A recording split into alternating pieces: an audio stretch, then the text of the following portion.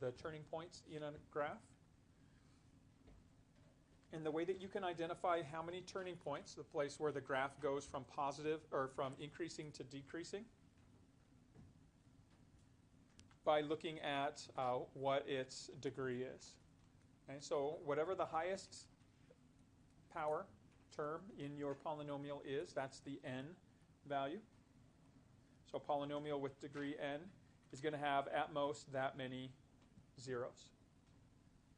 Okay, and because the relationship between the zeros and the turning points is whatever the most possible zeros that a function can have, the most possible turning points is going to be that number minus 1. Okay, so based on these two properties right here, I want you to see if you can answer these two questions.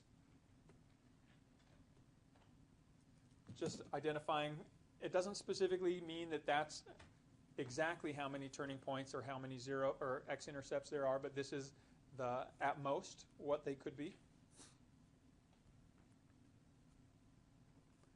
Okay, because if a zero has multiplicity, then it's not going to equal the n value, the degree exactly. Okay, the total number of zeros won't necessarily be the degree if there's any multiplicity of zeros.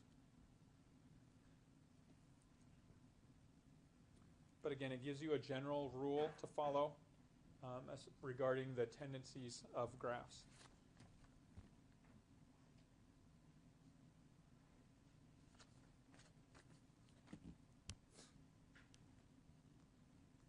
Once again, you're going to see, we'll generally give you either this general form in the expanded polynomial form, or I'll give you factored form. You need to be able to answer all these questions in either form.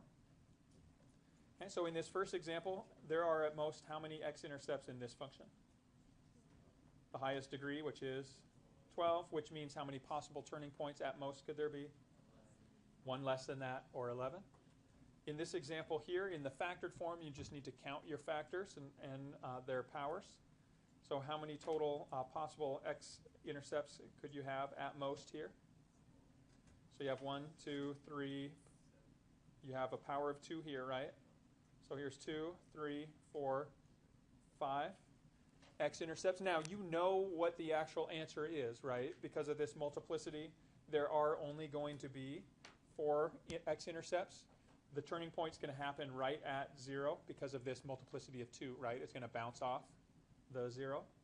But just based on the rules here, you can have at most 5 x-intercepts, and how many turning points at most could you have?